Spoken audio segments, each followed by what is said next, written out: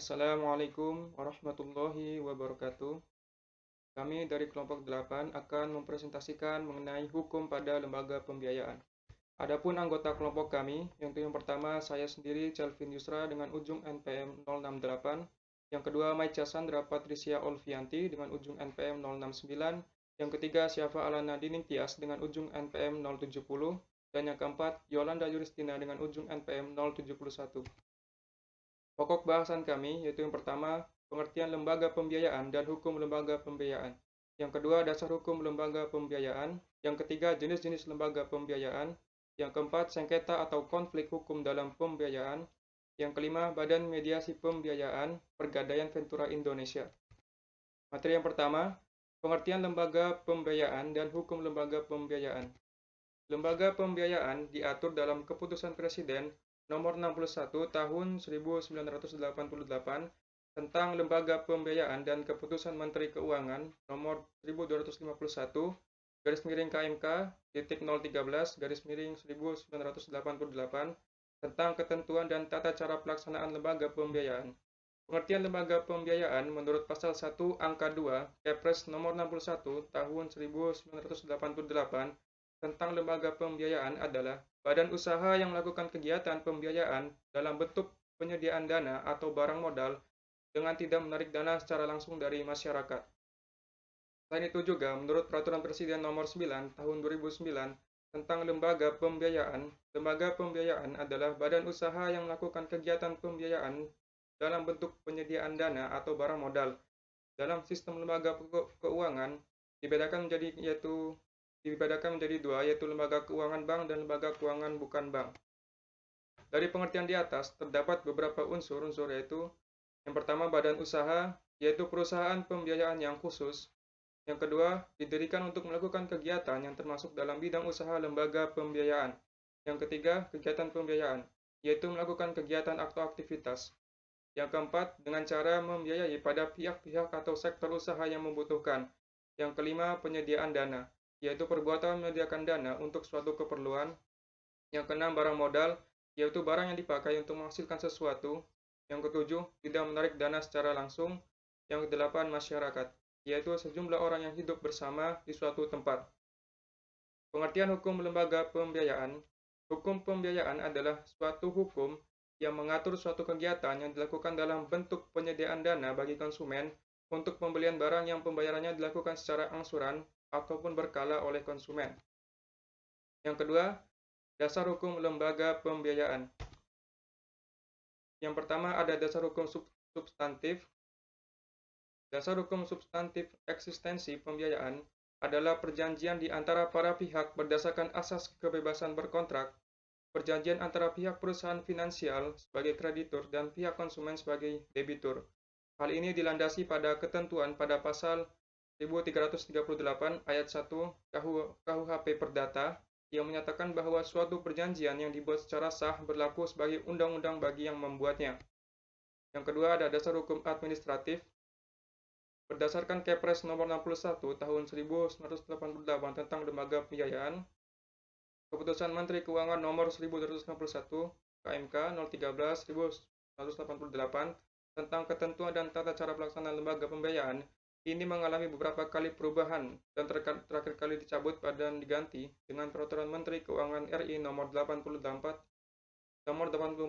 PMK 012/2006 tentang perusahaan pembiayaan dan Kepres nomor 61 tahun 1988 telah diganti dengan Peraturan Presiden nomor 9 tahun 2009 tentang lembaga pembiayaan. Selanjutnya akan dijelaskan oleh rekan saya Maica Sandra. Oke, selanjutnya saya Maika Sandra Patricia Olivianti dengan NPM 211031069 akan menjelaskan tentang jenis-jenis lembaga pembiayaan. Jadi, lembaga pembiayaan berdasarkan Peraturan Presiden Republik Indonesia Nomor 9 Tahun 2009 terdiri dari perusahaan pembiayaan, perusahaan modal ventura, dan perusahaan pembiayaan infrastruktur. Yang pertama ada perusahaan pembiayaan.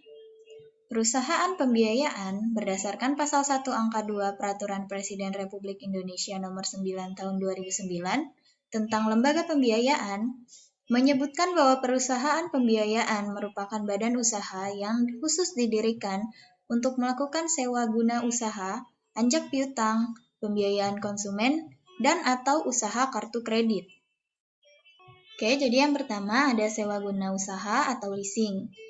Pengertian sewa guna usaha berdasarkan Keputusan Menteri Keuangan Nomor 1169/KMK.01/1991 adalah kegiatan pembiayaan dalam bentuk penyediaan barang modal, baik secara sewa guna usaha dengan hak opsi atau finance lease, maupun sewa guna usaha tanpa hak opsi atau operating lease. Untuk digunakan oleh lease selama jangka waktu tertentu berdasarkan pembayaran secara berkala. Sedangkan pengertian sewa guna usaha secara umum adalah perjanjian antara lessor atau perusahaan leasing dengan lease atau nasabah, di mana pihak lessor menyediakan barang dengan hak penggunaan oleh lease dengan imbalan pembayaran sewa untuk jangka waktu tertentu. Dan dasar hukum leasing di sini,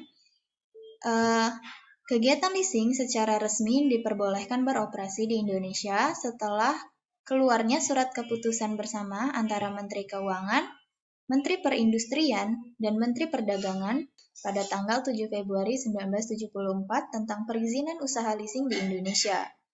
Selain itu, wewenang untuk memberikan usaha leasing dikeluarkan oleh Menteri Keuangan berdasarkan surat keputusan nomor 649/4/5/1974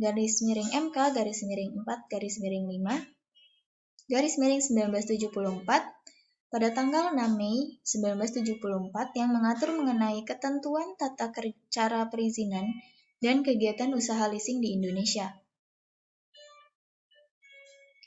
Jenis-jenis leasing sendiri, yang pertama ada independent leasing. Independent leasing merupakan perusahaan leasing yang berdiri sendiri sekaligus sebagai supplier atau membeli barang-barang modal dari supplier lain untuk dileasingkan. Yang kedua ada captive lessor, di mana produsen dan supplier mendirikan perusahaan leasing yang mereka leasingkan adalah barang-barang milik mereka sendiri. Tujuan utamanya adalah untuk meningkatkan penjualan sehingga mengurangi penumpukan barang di gudang. Yang terakhir ada lease broker, merupakan perusahaan yang kerjanya hanya mempertemukan kegiatan lease untuk memperoleh barang modal kepada pihak lessor untuk dileasingkan. Selanjutnya, yang kedua ada anjak piutang. Berdasarkan Kepres nomor 61 tahun 1988 tentang lembaga pembiayaan, factoring atau anjak piutang adalah usaha pembiayaan dalam bentuk pembelian dana atau pengalihan serta pengurusan piutang atau tagihan jangka pendek dari suatu perusahaan yang terbit dari suatu transaksi perdagangan baik dalam dan luar negeri. Anjak piutang adalah kegiatan perusahaan pembiayaan untuk membeli atau mengambil alih dan menata usahakan piutang dagang jangka pendek yang dimiliki oleh klien, yaitu pihak yang menjual barang pada konsumen secara kredit. Dasar hukum anjak piutang yang pertama ada landasan yuridis anjak piutang atau factoring dari Surat Keputusan Menteri Keuangan, Surat Keputusan Menteri Keuangan tentang Perusahaan Pembiayaan, tentang perubahan atas Keputusan Menteri tanggal 23 April tahun 2002, dan tentang penghentian pemberian izin usaha perusahaan pembiayaan. Yang kedua, ada dasar hukum administratif yang bersifat administratif dalam tingkat undang-undang. Terdapat Undang-Undang Perbankan nomor 7 tahun 1992 yang diubah menjadi Undang-Undang Nomor 10 Tahun 1998 Pasal 6 huruf 1 memberi alas hukum kepada bank untuk melakukan kegiatan factoring atau anjak piutang, sekaligus memberikan pengertian apa yang dimaksud dengan istilah factoring. Selanjutnya, jenis-jenis anjak piutang. Yang pertama ada full service factoring, yaitu bentuk pelayanan yang diberikan atau disediakan oleh perusahaan anjak piutang yang meliputi jenis jasa anjak piutang, baik dalam bentuk jasa pembiayaan maupun non-jasa pembiayaan. Yang kedua, ada recourse factoring, yaitu bentuk pelayanan yang diberikan meliputi hampir semua jasa bank anjak piutang, kecuali proteksi terhadap resiko tidak dibayarkan tagihan. Yang ketiga, ada bulk factoring, yaitu bentuk pelayanan klien hanya memerlukan jasa pembiayaan atau pemberitahuan jatuh tempo pada nasabah atau customer, sedangkan jasa-jasa seperti produksi, kredit, sales ledger, administration, dan penagihan tidak diperlukan. Yang keempat, ada metode factoring, yaitu bentuk pelayanan di mana yang dibutuhkan klien adalah jaminan perlindungan kredit yang meliputi pengurusan penuh atas penjualan, penagihan dari pelanggan, dan proteksi atas piutang.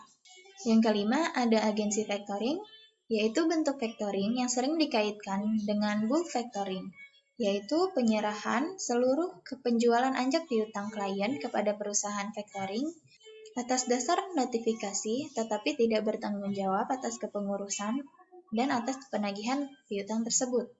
Yang keenam, ada invoice discounting, di mana klien dalam hal ini hanya membutuhkan jasa pembiayaan perusahaan anjak piutang, sedangkan jasa non-pembiayaan ditangani sendiri oleh klien.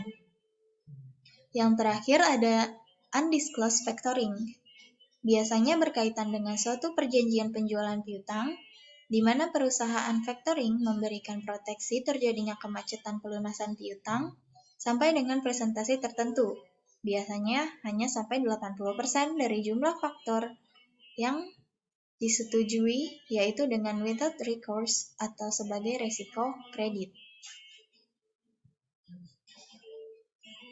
Selanjutnya akan dilanjutkan oleh Syafa Alana.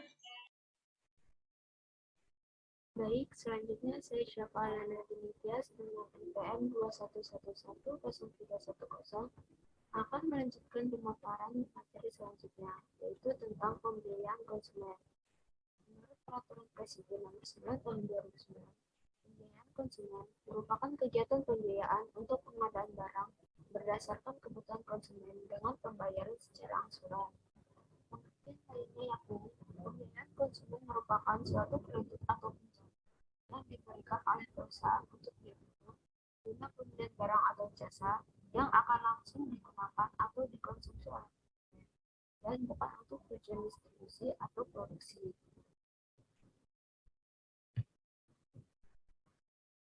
Adapun jenis-jenis pembiayaan konsumen yaitu 1. Perusahaan pembiayaan konsumen yang merupakan anak perusahaan dari pemasok. 2. Perusahaan pembiayaan konsumen yang merupakan suatu grup usaha dengan pemasok. 3. Perusahaan pembiayaan konsumen yang tidak mempunyai kaitan kepemilikan dengan pemasok. Usaha kartu kredit. Kartu kredit merupakan kartu plastik yang dikeluarkan oleh bank atau lembaga pembiayaan lainnya yang diberikan kepada nasabah untuk dapat dipergunakan sebagai alat pembayaran dan pengambilan uang tunai.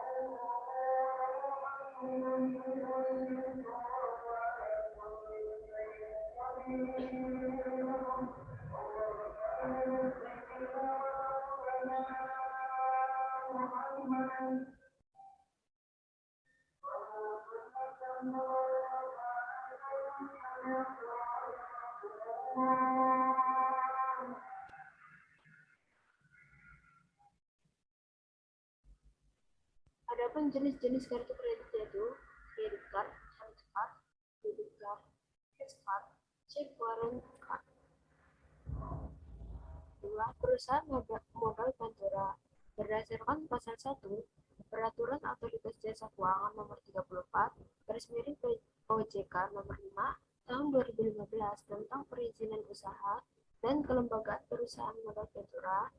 Perusahaan modal Ventura adalah badan usaha yang melakukan kegiatan usaha modal Ventura, pengelolaan dana Ventura, kegiatan jasa berbasis fee, dan kegiatan lain dengan persetujuan Otoritas Jasa Keuangan. Terakhir, perusahaan pembiayaan infrastruktur.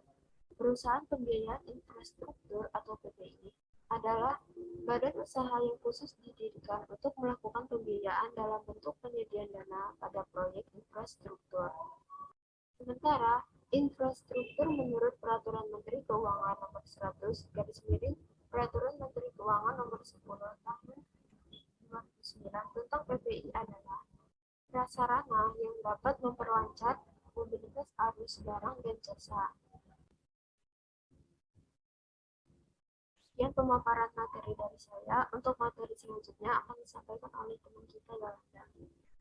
Pertama, penjelasan mengenai manfaat dan risiko produk pembiayaan yang akan diambil.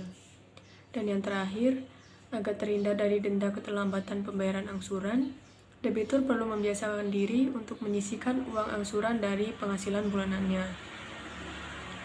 Kemudian terdapat manfaat dari jasa pembiayaan, yaitu masyarakat dapat meroleh barang atau jasa yang dibutuhkan sekarang tanpa harus menunggu hingga memiliki uang yang cukup untuk membeli secara tunai.